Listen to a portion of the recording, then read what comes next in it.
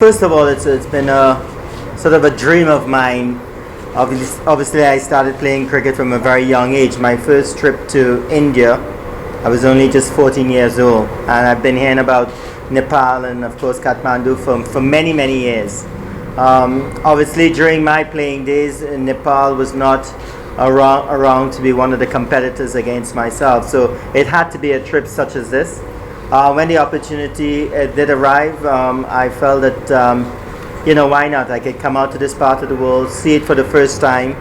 Of course, you're associate of the ICC and budding young cricketers here that I would love to meet at some point in time. So for me, it's a great trip because I can tick the box in terms of being able to come to Nepal and see the place, see the people, the hospitality, and to bring along my daughter Tyler as well to have the experience is something special. You got to look at it in terms of the size of the country, the ability of the players, and exactly where you are as a cricket playing nation.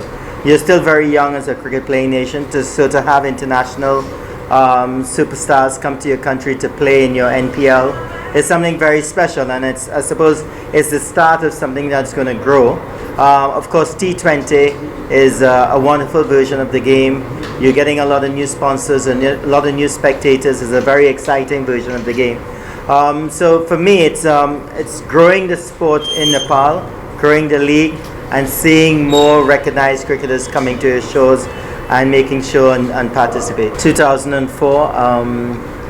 20 years ago now, so hopefully during my lifetime I want to see it broken, and I believe with the advent of T20 cricket and how aggressive and attacking young players are, I think that you're going to see someone passing that score at some point in time.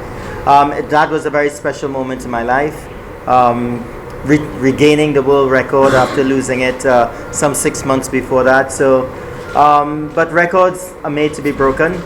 And I've said it in the past, I would have loved to play with a more successful West Indies team.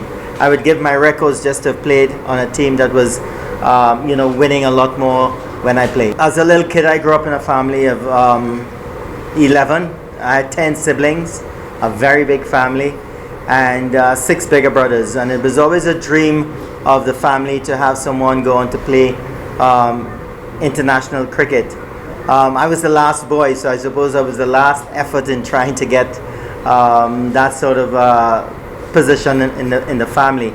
I don't know if I'm a maestro, but I think that I'm a very proud member of the LARA clan to have played for the West Indies, to have represented the West Indies for 17 years. It was a dream of mine.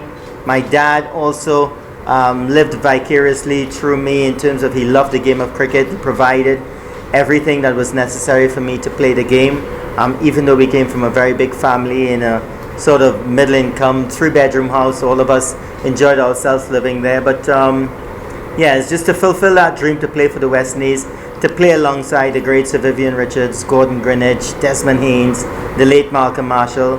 That was just an awesome time in my life. The great game, and it came at a time when cricket needed it. But I must say though that to have played 131 test matches for the West Indies, the 5-day version of the game, the test cricket, it really tests your ability, your attrition level, and I wouldn't give that for anything else. Of course, T20 is beautiful. A lot of guys are enjoying it. The franchise cricket as well is important, but playing Test cricket for the West Indies for 17 years will remain the highlight of my career.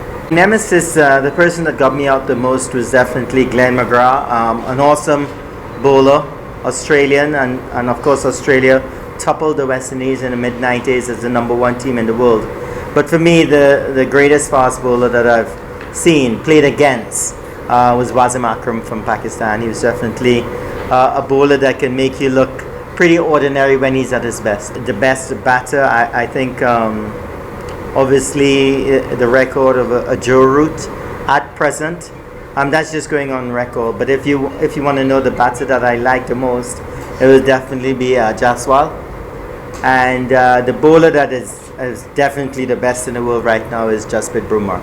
I think he's awesome, and the way operates in all versions of the game, T20, the limited overs, Test cricket.